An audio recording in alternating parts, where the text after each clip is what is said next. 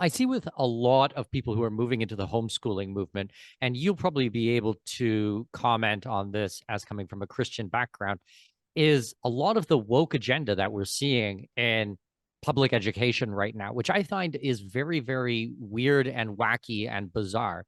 And I really don't understand where a lot of these ideas have any place in a child's life, and I'm trying to figure out, like, what is it that they're trying to do by sexualization of children and this transgender agenda that's going through right now that really confuses kids in a very, very um, sensitive time in their life. Do you have any thoughts on why this is coming through? Because it's not by accident. I mean, it is absolutely rammed down their throat. And I think that it's a fair statement that it is happening across Canada and the United States throughout public education. The philosophical model that to me makes sense, and I would affirm the statement I'm about to make, but I also recognize that it's not widely discussed, is simply this. Education is always religious in nature. And so I would characterize woke culture or wokeism as a religion. It is a religious ideology that seeks to answer some of the great questions that all religions seek to answer. And all education is necessarily religious. It is a form of indoctrination. That makes many people uncomfortable, especially if someone is I'm not really a religious person. I'm kind of a secular, kind of free thinking person. But at the end of the day, I've come to the conclusion that you can't be religiously neutral. And so in homeschooling, for example, quick backstory on the history of home education. Obviously, there's a long history of home education throughout all of culture. The wealthy have always had private tutors for their children, and that's a variation of home education. But then in the United States, an enormous change happened after the institution of the progressive school system in the mid 20th century. And the first people to rebel against it were not right-wing religious Christian conservatives. On the contrary, it was very left-wing liberal people. And the reason is that at the time, religious conservatives were very confident that their children were getting a great education in the government schools and there was no need to change. If you go back and you read some of the writings of the early progressive education pioneers, John Dewey being the most famous, but not the only one by any means, what you see is that Dewey had a specific religious goal with changing the character of American educational systems. He wanted to accomplish salvation by education. His idea was that if we can educate our children properly, then we can get rid of all of the toxic, pardon the word, sin, but it's specifically what he's trying to do, the toxic sin that exists in culture. And he didn't believe in the classical Christian or religious concept of sin, but he was trying to educate people so that there can be, in essence, a religious achievement. That was the goal of the progressive education system. What happened is it took several decades, and then conservative Christians started to catch on to what was happening. And they said, wait a second, there's a religious counter-revival happening in the school that goes against what our religious ideology is. And they started to protect themselves against it by moving into the homeschooling space, following the hippies in the direction of homeschooling. In the 1970s and 1980s, there was an enormous series of legal battles in the United States over the legality of homeschooling. My parents homeschooled their children at a time when the legality was questionable. It wasn't clearly winnable. However, then there were a series of court opinions that guaranteed, no, indeed, parents have the right to educate their children as they see fit. And that's a movement that has grown dramatically over the last few decades. And it has been heavily dominated by religious Christians who observed that the ideology that was being instructed towards children in the government schools was dramatically opposed to the ideology that they wanted their children to have. And for many decades, even in Christian spaces, there were all kinds of arguments. Oh, it's not so bad. It's not so bad. It's been within about the last 10 years, and certainly the last 5 years since the coronavirus pandemic, when now basically that's all gone. And so that's one of the reasons that homeschooling is grown so much. The book that I would suggest that I think describes this the most clearly is a little known book on education written by a man named R.J. Rushdoony. And he wrote a book called The Messianic Character of American Education. Rushdoony was a stalwart Christian who was writing from an explicitly Christian perspective, but he traces in excruciating detail the what he labeled the book as the messianic character of American education, the specific writings of the progressives. And so my answer is that wokeism is a religion that is seeking to answer many of the great religious questions that all religions seek to answer. And you can take any religion, whether it's Christianity, Islam, Judaism, all religions have a set of questions they try to answer, and wokeism answers those, but with woke ideology. And so it's a necessary religious conflict, because when you're instructing children, you are necessarily imparting to them a pathway to solve the great questions of life. Now, there is an element in which those of us who care about freedom, liberty, serious questioning, etc., we want to impart those values to our students, and we work very diligently to do that. But at the end of the day, that expression cannot be religiously neutral. That's how I see it. Is there's no ability for religious neutrality. Education is always religious in nature. The question is, who is the religious authority that is controlling it, and how will they design and deliver a broad-based worldview to a student to consider?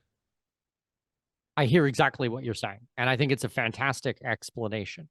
The questions, though, of how they're answering the large philosophical questions, I still don't understand, of the perverse nature that I see in a lot of this woke ideology, and questions that I don't think are appropriate, certainly for my children at this age. And I'm not here to judge any other parent or how they're going to judge their children or educate their children. But I would encourage people to pay attention what's happening in public education and conversations that are happening, which for me would be a completely inappropriate age level for these types of things. Yeah, I'm 100% on board with you and wholeheartedly agree with you. I think that's why the COVID pandemic has turned out to be an incredible boon to the world of not only home education, but even private schools. I follow some of the statistics, and the percentage of US Americans, where I know the data most well, who homeschool is at record levels. But it's not only homeschooling. The growth in the classical school model is through the roof. Most classical schools, classical Christian schools, and classical schools have waiting lists that are a mile long. And it comes from parents recognizing, wait a second, these teachers and this curriculum is genuinely trying to groom my child, is genuinely trying to create an environment where a stranger imposes a sexual ideology into my child. And so people are starting to wake up to it in a significant way. I would say that I don't want to hammer too broadly and talk too much about wokeism, but what you see is, if you understand the objective of the religious ideology behind it, which is basically has as its highest good personal self-expression, that the self is always the best and highest good, and the fullest expression of the self is always the best and highest good. And you understand the emotions that come with sexual expression, the feelings, the emotions, which are some of the most intense the human experience is, then you understand why one of the highest sacraments of woke ideology is sexual expression. And that's the most visible expression of it. It goes much beyond that. It's not only about sexual expression, but that is a core component of the overall ideology of how it answers the big questions of life. Well, it's interesting too, because as you pointed out, not just homeschooling is growing, but Christian schools, Catholic schools, things like that. Now, Christian schools and Catholic schools are not going to have that same type of woke ideology, but they still are going to have a lot of what you classified as industrialized school. I would just call state-run school type of mentality. So, do you think that people are not aware of the dangers of this side of public education as well, and that they're still getting it in a religious school context? Or do you think they don't care about it? Or what's your thoughts and feelings about that? I would say it's two different directions. So we could use, for example, well, let's start with kind of the why I specified the concept of an industrial school and why I described the school that I attended in the way that I did. It was an industrial school, but what they tried to do at the time was bring in more elements of Christianity.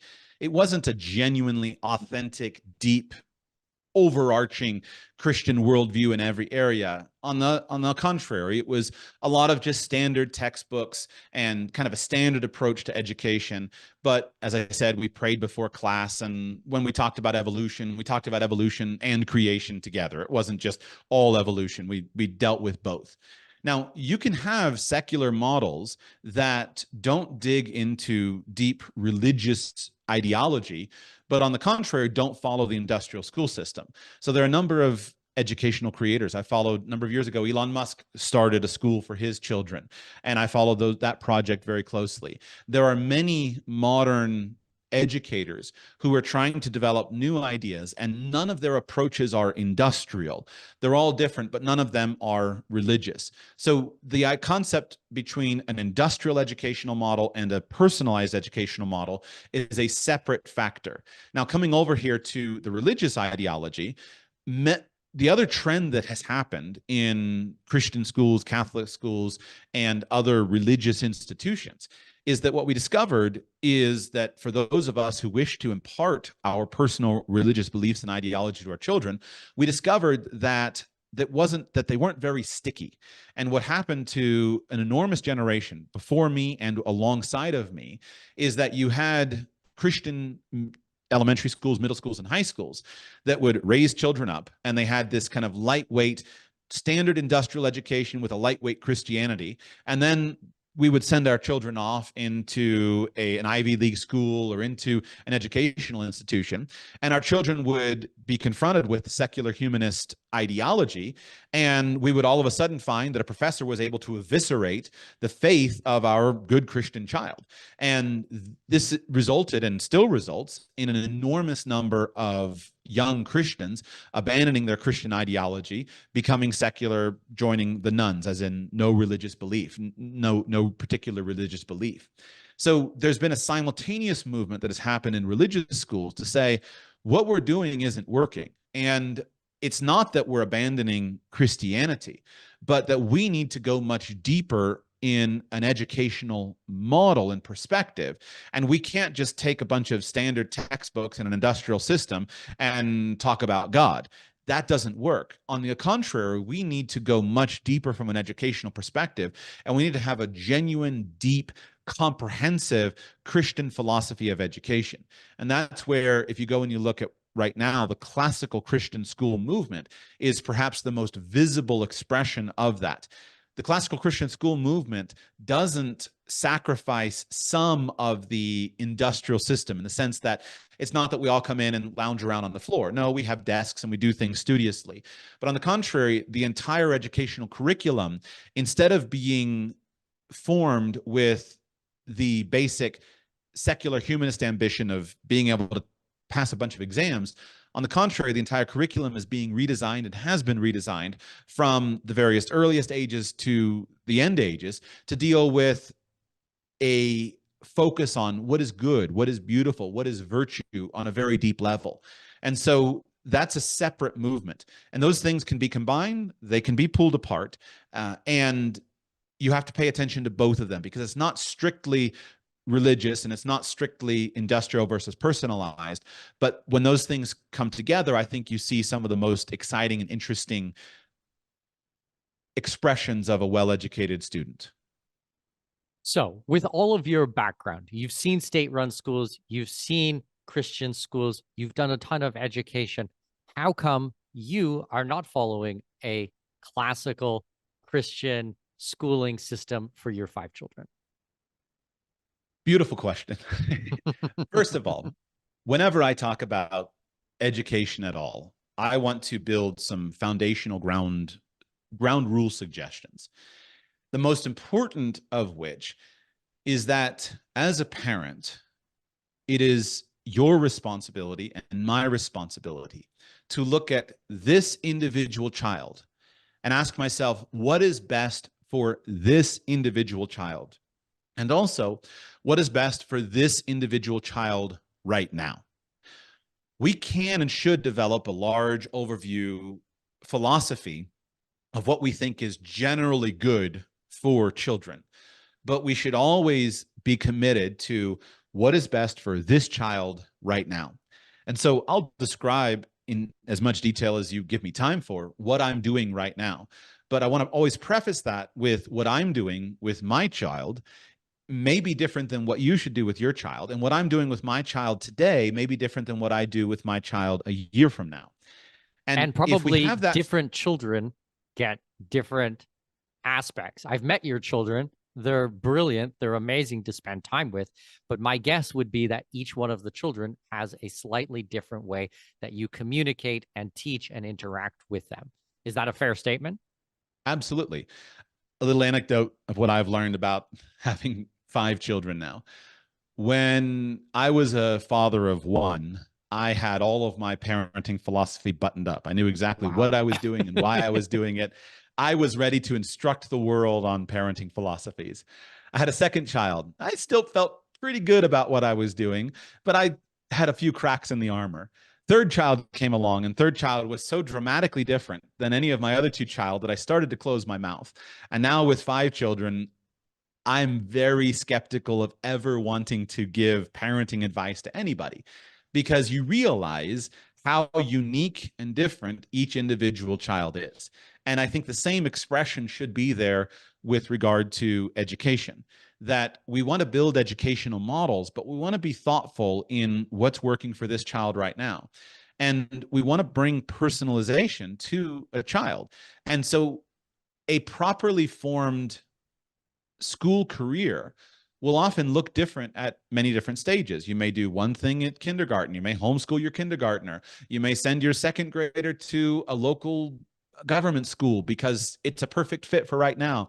In 5th grade, you may homeschool again for a few years, and then you find a wonderful classical school or online school or something. And we want to reflect, we should tailor the education to where the child is now and where the child's strengths and weaknesses are.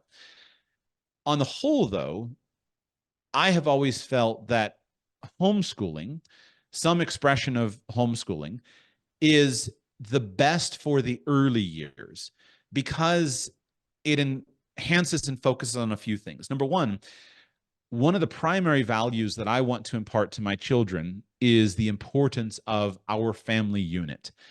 And when I think about the number of hours that we take young children out of the family and put them somewhere else, we should be very cautious about breaking up the family unit.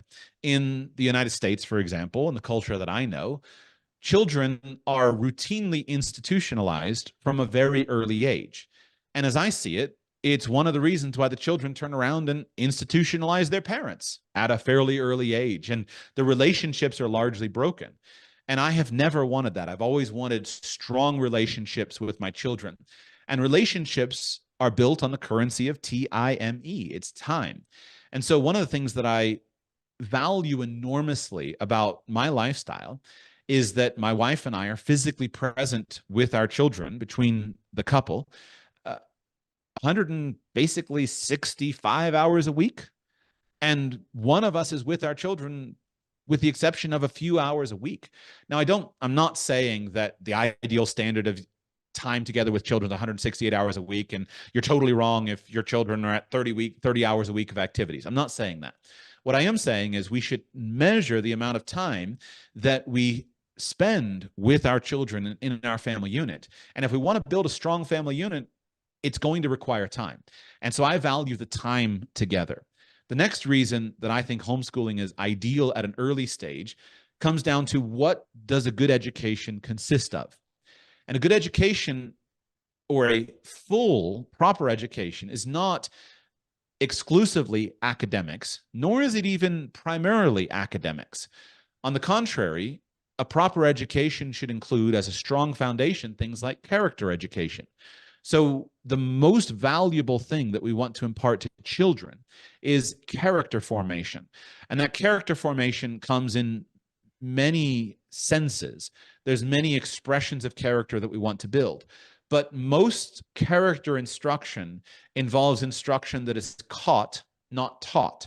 And in order to catch character instruction, we need to be in an environment in which we can give that instruction and then have time for it to be worked out.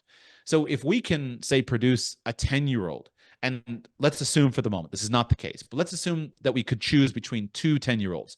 10-year-old one was a 10-year-old of enormously strong character.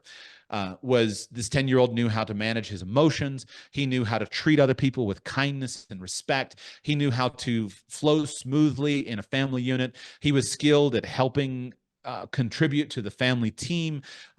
All of the simple graces of good manners and proper interaction among human beings. And he knew how to discipline himself to do things that were hard. And he had had 10 years of character formation, but he had zero academic knowledge. He couldn't read, couldn't write, couldn't do math. He was academically incompetent. On the other hand, we had a 10-year-old who had the height of academics, but had no character, no self-management skills, no personal discipline, no respect for other human beings. Which of those children would you rather choose to work with at 10 years old? I'm going to choose the character one every day, because in about a month, we can teach the 10-year-old to read and to write. In about probably 3 months, we can catch up 5 years of missed mathematics. We can solve academics incredibly fast, but we can't solve character issues incredibly fast. And so if we don't form character effectively at a young age, and we wind up with a 10-year-old who is sitting all his time in an institution, learning not only not learning proper social skills and character skills, but on the contrary, being taught bad skills, being taught negative examples, being taught to be disrespectful to people, being taught to not discipline himself, to discipline his emotions and his actions. We've got a crisis on our hands, and we can't easily change that. So I'll pause there, but that should be the foundation that we work with. And in order to do character education and to build a strong family unit, we need time.